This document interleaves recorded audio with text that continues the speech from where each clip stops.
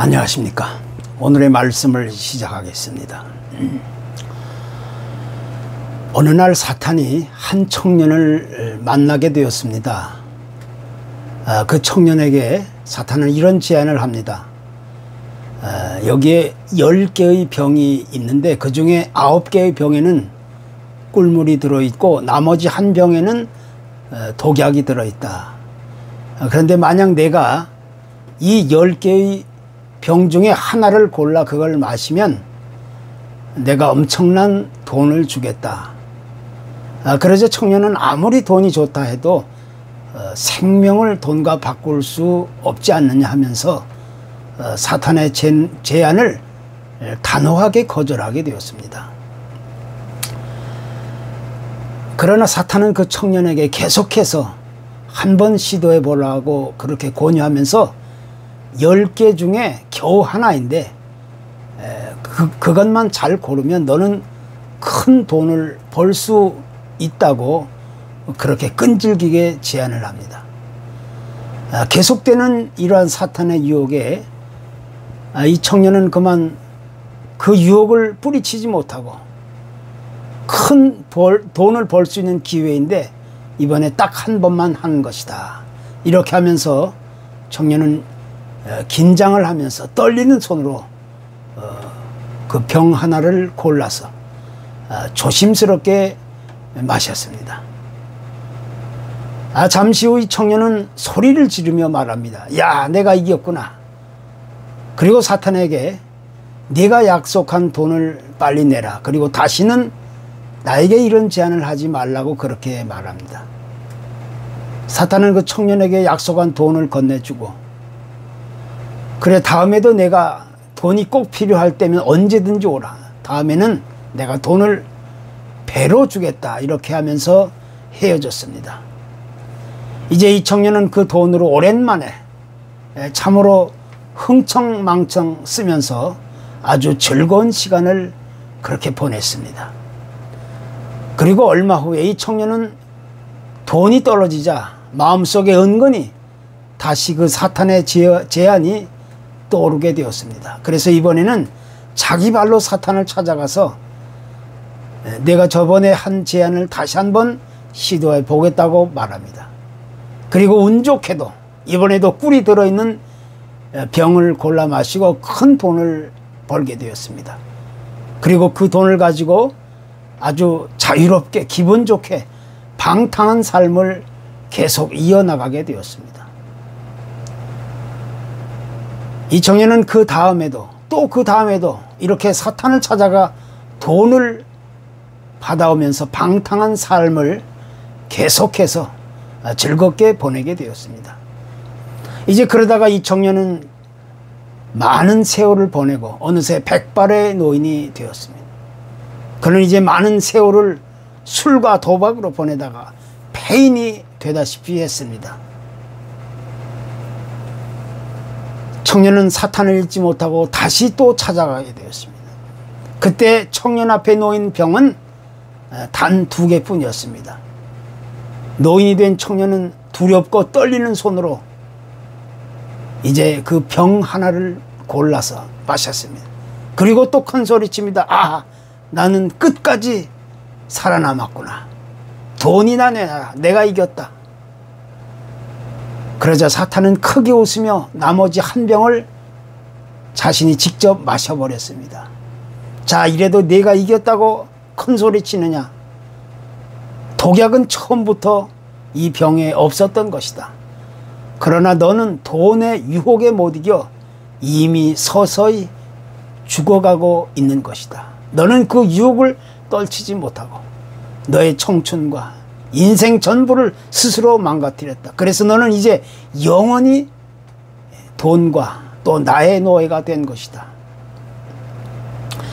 참으로 웃지 못할 어처구니 없는 그런 불행한 이야기가 아닐 수 없었던 겁니다. 우리가 다 잘 아는 벤허라는 작품의 영화를 기억합니다. 이 영화를 만든 사람은 류 왈레스라는 사람인데 이분은 원래 무신론자로서 기독교의 많은 편견을 가지고 그리스도를 비웃던 사람이었습니다. 그런데 어느 날 그의 가까운 친구가 예수에 대한 러브 스토리를 만들어 작품을 만들면 많은 대중에게 인기를 얻고 큰 돈을 벌 수 있는 기회가 될 것이라고 그렇게 제안합니다. 그래서 이분은 그때부터 예수의 러브 스토리를 만들기 위해 수많은 역사적인 재료를 찾아 또 헤매고, 그리고 또 성경을 아주 부지런히 읽기 시작했습니다. 그러다가 우연하게도 성경을 읽어 나가다가 예수는 하나님의 아들이고 우리를 위해 십자가에 피 흘려 죽으신 구원자 그리스도라는 사실을 이제 발견하게 되었습니다. 결국 그는 배너라는 작품의 마지막 장면에 가서 십자가에서 피 흘려 돌아가시는 예수님의 모습을 아주 극적으로 묘사하면서 그가 구세주 메시아였던 사실을 고백하게 되었던 겁니다. 그는 이렇게 말하며 나는 예수에 관한 이야기를 사실 그대로 발견했을 뿐만 아니라 그는 이제 하나님의 아들로서 내 마음에, 내 인생의 중심이 되었다. 이런 신앙적인 솔직한 고백을 털어놓게 되었던 겁니다. 이러한 모습을 가리키며 우리는 진정한 살아있는 믿음의 사람이었다고 이야기할 수 있게 되는 겁니다. 다시 말해서 살아있다라는 것은 단순하게 육체적인 우리의 생명만을 이야기하는 것이 아닙니다. 그 안에는 무엇보다 소중하고 또 거룩한 영적인 생명이 들어있다는 사실을 암시하고 있는 겁니다. 그래서 누구든지 그리스도 안에 있으면 옛사람은 죽고 새로운 사람으로 다시 태어난 새로운 피조물이 된다는 겁니다. 그리고 그렇게 다시 태어난 영원한 생명은 단 한 번만으로 끝나는 것이 아니라 계속해서 성장의 성장을 거듭해 가면서 더 성숙해 가게 되는 겁니다. 그게 바로 하나님이 소원하고 기대하시는 온전한 하나님의 사람인 것입니다. 생명이 있는 존재라면 반드시 살아 움직이게 하는데 그 생명은 곧 성장한 존재라는 사실을 가지고 있습니다. 만약 성장하지 못한다면 그 생명은 이미 죽었거나 아니면 병들었거나 아니면 이상이 있는 존재가 될 수밖에 없는 겁니다. 그래서 생명이 있는 존재는 반드시 건강하게 성장할 수밖에 없고 또 그러한 성장을 거듭해 가면서 그 생명은 더욱더 성숙해져 가게 되는 겁니다. 이것이 바로 우리 그리스도인의 온전한 영적 존재의 모습인 것입니다. 흔히들 말하기를 교회 출석 인원이 많아지고 여러 가지 종교적인 활동이 극대화되고 또 외형적으로 커져가는 모습을 지켜보면 사람들은 크게 부흥하는 교회라고 그렇게 이구동성으로 이야기합니다. 그러나 사실 성경이 가르치고 있는 진정한 부흥이란 그런 것을 이야기하는 것이 아닙니다.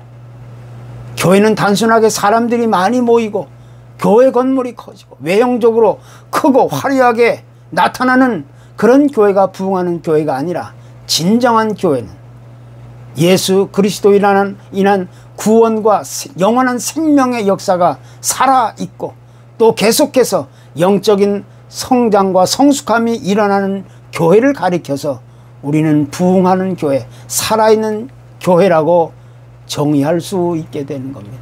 그래서 그러한 영적인 성장과 성숙함이 반복되는 사람만이 하나님의 마음에 합한 온전한 사람이 될 수 있는 겁니다. 쉬운 예를 하나 든다면 엄마가 자기 뱃속에 아이를 가지고 있다고 해서 그것만으로 모든 것이 끝난 것이 아닙니다. 오히려 그것은 이제 시작에 불과할 뿐입니다. 때가 되어 세상에 태어난 아이는 이제 부모와 가족들의 따뜻한 사랑과 보호를 받으면서 계속해서 자라나게 됩니다. 그리고 성장을 거듭해 가면서 성인이 되고 어른이 되어가고, 그러나 그 어른이 되었다고 해서 모든 것이 끝난 것이 아닙니다.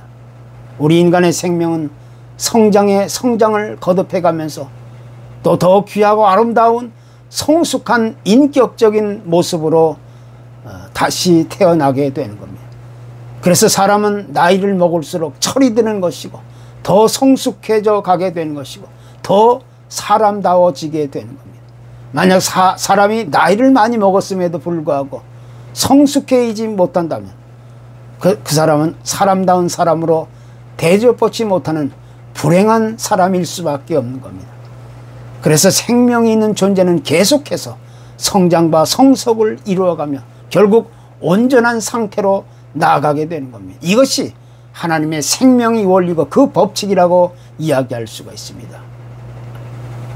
성숙하지 못한 어린아이들의 모습을 보면서 우리는 무엇을 생각할 수가 있습니까? 어린아이들은 우선 사물을 이해하고 판단하는데 아주 미흡합니다.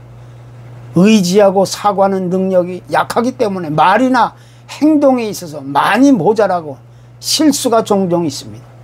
그리고 무엇이 옳고 그른지를 분별하는데 아주 어려워하고 혼란스러워합니다. 그래서 어린아이들은 종종 유혹에 많이 흔들리고 넘어지거나 실패하기 쉽습니다. 그런데 이와 같은 모습은 바로 우리의 신앙에도 여지없이 나타나게 되는 겁니다. 그래서 오늘 본문에서도 바울사도는 계속 강조하기를 우리가 이제부터 어린아이가 되지 아니하여 사람의 속임수와 간사한 유혹에 빠져 온갖 교훈의 풍조에 밀려 요동하지 않게 하려 함이라. 또한 너는 배우고 확신한 일에 거하라. 이렇게 강조하면서 디모데에게 영적인 성장과 성숙함을 통하여 온전한 사람이 되기를 아주 강력하게 명령하고 있는 것입니다. 사실 디모데는 일반 평신도가 아닙니다. 그는 이미 신자들을 가르치고 있는 지도자이고 목회자였습니다. 그러나 사도 바울이 디모데에게 이런 강력한 말씀을 권고하게 되었다는 것은 우리 그리스도인들에게 있어서도 영적인 성장과 성숙함을 통한 온전한 사람으로서의 삶이 얼마나 고되고 힘든 일인가를 다시 한번 시사해주고 있는 겁니다. 그리고 더 나아가서 우리가 온전한 사람이 되어나는 것은 해도 되고 안 해도 되는 문제가 아니라 우리 하나님의 사람들이 반드시 이루어가야 할 유일한 삶의 과제라는 사실을 성경은 강조하고 또 강조하고 있는 겁니다. 그래서 13절에도 우리가 다 하나님의 아들을 믿는 것과 아는 일에 하나가 되어 온전한 사람을 이루어 그리스도의 장성한 분량이 충만한 데까지 이르리니 라는 말씀을 교훈하고 있는 겁니다. 여기서 강조하고 있는 말씀대로라면 우리가 하나님의 말씀을 올바로 이해하고 받아들이고 적용해야 한다는 사실은 매우 중요한 문제입니다. 쉽게 이야기해서 우리의 지식이나 이성이나 경험으로 도저히 이해할 수 없고 또 이해하기 어려운 말씀들을 올바로 이해하고 받아들이고 적용한다는 것은 쉬운 문제가 아닙니다. 그러나 그리스도 안에서 영원한 생명을 가진 우리 그리스도인은 진정한 성장과 성숙함을 통해서 하나님의 말씀을 믿음으로 이해하고 믿음으로 받아들이고 믿음으로 적용해 갈 수 있다는 겁니다. 그것이 없이는 그 누구도 하나님의 말씀을 올바로 이해할 수 없을 뿐 아니라 영적인 성장과 성숙함을 올바로 이루어갈 수 없게 되는 겁니다. 왜 많은 그리스도인들이 올바른 믿음에서 실패하고 넘어지고 혼란을 거듭하고 있습니까? 그 이유는 하나님의 말씀을 인간적이고 세상적인 시각과 관점으로 이해하고 받아들이고 적용하려고 하기 때문입니다.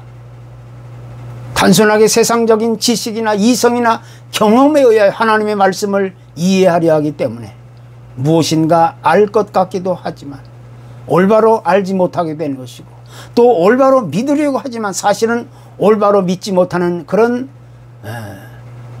수준에 머물러 있게 되는 겁니다. 이것이 바로 영적으로 올바로 성숙하지 못하고 성장하지 못한 사람들이 겪게 되는 신앙의 어리석은 모순인 것입니다. 우리가 안다는 것 또 믿는다는 것 이것이 하나가 될 때 비로소 우리는 영적인 성장과 성숙함을 이루어갈 수 있게 되는 것이고 또 그때 비로소 우리는 온전한 하나님의 사람으로 거듭나게 되는 것입니다. 그래서 결과적으로는 우리 그리스도인의 영적인 성장과 성숙은 전부 그리스도를 온전히 닮아가는 것이 최종적인 우리 삶의 목표가 되는 겁니다. 그리고 더 나아가서 우리가 그리스도의 삶의 모습을 조금씩이나 닮아가게 될 때 비로소 세상 사람들이 하나님을 의식하고 하나님 앞으로 나올 수 있게 되는 것. 이것이 바로 하나님이 계획하신 구원의 방편이고 그 계획이고 섭리고 목표인 겁니다. 하나님이 우리를 향하신 영원한 생명과 구원의 유일한 계획은 제일 먼저 우리로 하여금 그리스도를 믿음으로 구원을 얻게 하는 것이고, 그 다음에는 그리스도를 통하여 영적인 성장과 성숙함을 이루고 온전한 사람이 되는 데 있는 것입니다. 그리고 그 다음으로는 주님이 이 세상에 다시 오시는 날 그리스도와 함께 영화로운 삶을 함께 누리는 데 있는 것입니다. 이것이 우리 그리스도인들이 반드시 이루가야 할 삶의 유일한 수단이고 방법이고 그 목표인 겁니다. 그래서 하나님은 오늘도 우리가 하나님 앞에서 온전한 사람으로 성장과 성숙함을 이루어가기를 그렇게 소원하고 기대하시는 것입니다.